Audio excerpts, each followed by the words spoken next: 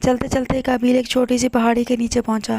نائمہ نے دیکھا کہ اس جگہ پہنچتے ہی قابیل کے ساتھ چلنے والے ہیولے نے اوپر کی طرف اشارہ کیا۔ اس کے ساتھ ہی پہاڑی سے پتھر لڑکا اور قابیل پر آ گرا۔ یہ اتنی جلدی میں ہوا کہ قابیل کو سمجھنے کا موقع ہی نہیں ملا۔ اس نے پتھر کی زد سے نکلنے کی کوشش کی مگر بے سود۔ وہ اس کی زد میں آ کر گر پڑا اور زخمی ہو گیا۔ اس کے منہ سے مغلظات کا ایک طوفان ابلنے لگا۔ وہ حابیل کو گالیاں دے رہا تھا۔ نائمہ نے دیکھا کہ بائیں ہاتھ کے ہیولے نے جو اس کے پاس ہی کھڑا تھا کچھ لکھنا شروع کر دیا۔ اثر نے نائمہ کو سمجھاتے ہوئے کہا، تم نے ہی دیکھا اللہ تعالیٰ کی قدرت میں کیا کچھ ہے۔ اللہ تعالیٰ چاہیں تو یہ قابیل کبھی اپنے بھائی کو قتل نہیں کر سکتا۔ وہ ہزار طریقوں سے اسے روک سکتے ہیں۔ یہ ہیولا کیا لکھ رہا ہے؟ یہ ہیولا بائیں ہاتھ کا فرشتہ ہے جو اس کی زبان سے نکلا ہوا ایک ایک لفظ لکھ رہا ہے۔ جو منظر تم دیکھ رہی ہو، جو کچھ قابیل نے اپنی زبان سے کہا، وہ سب محفوظ کیا جا رہا ہے۔ کل قیامت کے دن یہ سب کچھ پیش کر دیا جائے گا۔ اس دوران میں قابیل اٹھا اور بمشکل خود کو سنبھالتا ہوا واپس اپنے گھر کی طرف روانہ ہو گیا۔ اثر نے کہا، یہ باز نہیں آئے گا، آؤ میں تمہیں دکھاؤں گا کہ اپنے بھائی کو کیسے مارے گا۔ یہ کہہ کر اثر نائمہ کا ہاتھ تھامے تیزی سے آگے بڑھنے لگا۔ پہر اور دن اس کے ساتھ ساتھ بدلنے لگے۔ یہ اس بات کا اشارہ تھا کہ ان کا سفر دراصل اصل وقت میں آگے کی سمت ہو رہا ہے۔ آخرکار وہ ایک اور خوبصورت جگہ جا پہنچے۔ نائمہ نے دور سے دیکھ لیا کہ ایک مرد اور عورت ساتھ ساتھ بیٹھے ہوئے ہیں۔ اثر نے تعارف کرواتے ہوئے کہا، ہم کئی دن بعد کا منظر دیکھ رہے ہیں۔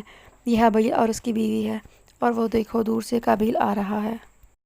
نائمہ نے دیکھا کافی دور سے قابیل آ رہا تھا، جبکہ حابیل اور اس کی بیوی استا قابیل کی آمد سے بے خبر تھے۔ ٹھنڈی ہوا کے جھونکے ان کے وجود کو نرمی سے چھو کر گزر رہے تھے۔ وہ دونوں درخت کے تنے سے ٹیک لگائے ارد گرد سے بے خبر بیٹھے تھے۔ چار سو پھیلے گھاس کے میدان میں ان کے جانور چرتے پھر رہے تھے، مگر حابیل کی توجہ اپنے ریوڑ پر کم اور استا کی طرف زیادہ تھی۔ وہ محبت کے ساتھ استا کو دیکھ رہا تھا۔ بیچ بیچ میں وہ نظر اٹھا کر اپنے بھیڑ بکریوں پر بھی نگاہ دوڑا لیتا۔ تم مجھے دیکھنا چھوڑو اور اپنے جانوروں کی فکر کرو، کہیں کوئی بھیڑیا انہیں مار نہ کھائے۔ استا ایک لمحے کو رکی، مگر حابیل کی محویت میں کوئی فرق نہ آیا۔ بھیڑیے سے زیادہ مجھے قابیل کا خوف ہے۔ اس نے قربانی کے بعد کیا کہا تھا کہ وہ تمہیں مار ڈالے گا۔ یہ بات کہتے ہوئے استا کی آنکھوں میں اندیشوں کے سائے لہرانے لگے۔ تم فکر نہ کرو، قابیل میرا بھائی ہے، وہ ناراض ہے مگر تھوڑے دنوں میں ٹھیک ہو جائے گا۔ نہیں، وہ ٹھیک نہیں ہوگا۔ ادرا مجھے بتا رہی تھی کہ اس کے ارادے اچھے نہیں۔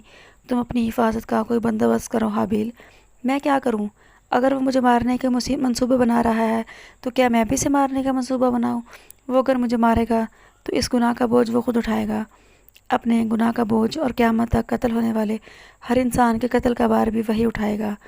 ایسے مت کہو، مجھے جدائی سے بہت ڈر لگتا ہے حابیل۔ میں تمہیں بہت چاہتی ہوں اور ہمیشہ تمہارے ساتھ رہنا چاہتی ہوں، مگر کچھ نہیں ہوگا۔ حابیل نے اس کے ہاتھ کو اپنے ہاتھ میں لیتے ہوئے کہا، ہم ہمیشہ ساتھ رہیں گے، اس دنیا میں بھی اور ہمیشہ رہنے والی دنیا میں بھی۔ وہ دنیا کب شروع ہوگی؟ وہ دنیا موت کے بعد شروع ہوگی۔ وعدہ کرو تم وہاں بھی میرے ساتھ رہو گے۔ وعدہ، پکا وعدہ۔ لیکن یہ بتاؤ کہ اس دنیا میں جینے کے لیے کچھ کھانے کو لائی ہو؟ ارے یاد آیا، اماں نے کہا تھا کہ آج کھانا وہ دے گی۔ تم یہی بیٹھو، میں اماں سے کھانا لے کر آتی ہوں۔ استا یہ کہتے ہوئے تیزی سے کھڑی ہوئی۔ جلدی سے آ جانا، میں تمہارا انتظار کر رہا ہوں۔ یہ کہتے ہوئے حابیل سے جاتا ہوا دیکھ رہا تھا۔ کچھ دیر میں وہ اس کی نگاہوں سے اوجھل ہو گئی۔ اب حابیل کے بیٹھے رہنے کا کوئی جواز نہ تھا۔ وہ شادی سے قبل دن بھر بکریوں کے پیچھے بھاگتا ان کی رکھوالی کرتا تھا، مگر شادی کے بعد جب استا اس کے ساتھ ہوتی تو وہ سب بھول کر اس کے ساتھ بیٹھ جاتا۔ استا کے جاتے ہی اسے اپنے ریوڑ کی فکر ہوئی۔ وہ کھڑا ہی ہوا تھا کہ کسی نے زور سے اسے دھکا دیا۔ وہ لڑکھڑا کر گر پڑا۔ حملہ آور نے زور سے ایک لات اس کے پیٹ پر ماری۔ وہ درد کی شدت سے بلبلا اٹھا۔ اس نے چندھیائی ہوئی آنکھوں سے دیکھا۔ مارنے والا کوئی اور نہیں، اس کا اپنا بھائی قابیل تھا۔ قابیل کے ہاتھ میں کلہاڑا تھا۔ اس کے منہ سے بے اختیار نکلا، بھائی؟ جواب ملا، بھائی نہیں، دشمن، دشمن جاں۔ میں تجھے مار کر اپنی ذلت کا بدلہ دوں گا۔ مجھے مار کر تم بچ نہیں سکو گے۔ میں یہاں سے بھاگ جاؤں گا۔ کیا خدا سے بھی بھاگ کر کہیں جا سکتے ہو؟ میں خدا کا نام بھی نہیں سننا چاہتا۔ اس نے تم کو مجھ پر ترجیح دی۔ نہیں، ایسا نہیں، تم نے اپنے نفس، اپنی خواہش اور شیطان کو خدا پر ترجیح دی ہے۔ اللہ سے ڈرو اور باز آ جاؤ، وگرنہ اس دنیا میں تم بھاگ بھی جاؤ تب بھی قیامت کے دن اللہ کے پکڑ سے نہیں بچ سکتے۔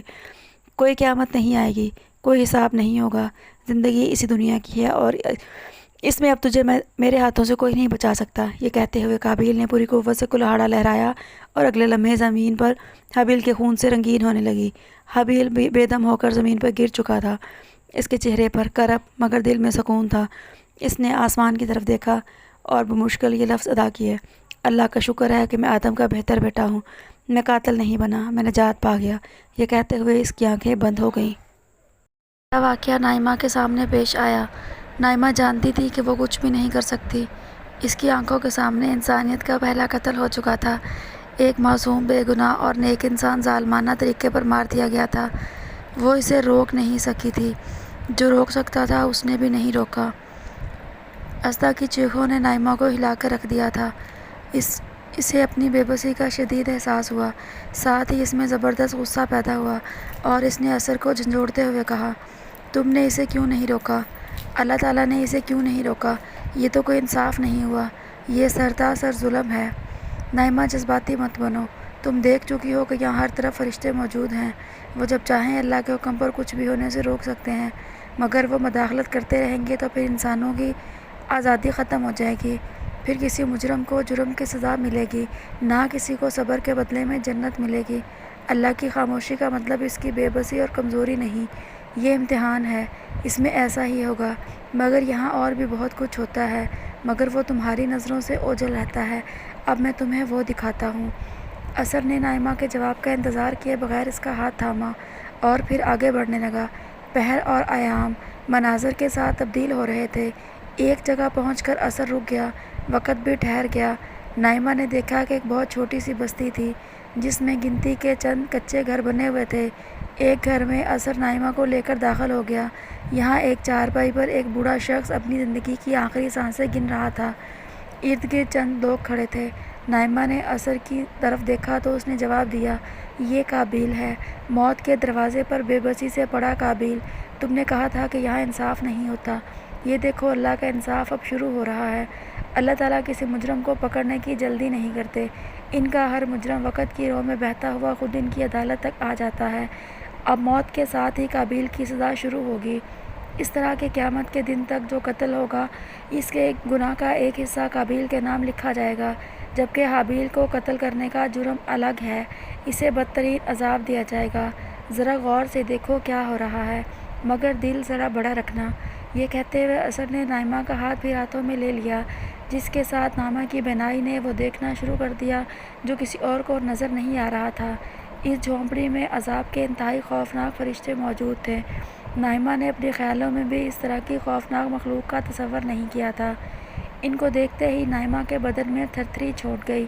عذاب کے یہ فرشتے ملک الموت کے منتظر تھے۔ چند ہی لمحوں میں ملک الموت اندر داخل ہوا۔ اس کے چہرے پر ایسی ہیبت اور غصہ تھا کہ نائمہ کی حالت خراب ہونے لگی، اس کا جسم ہولے ہولے لرزنے لگا۔ اسر نے اسے سہارا دیا اور باہر لے آیا۔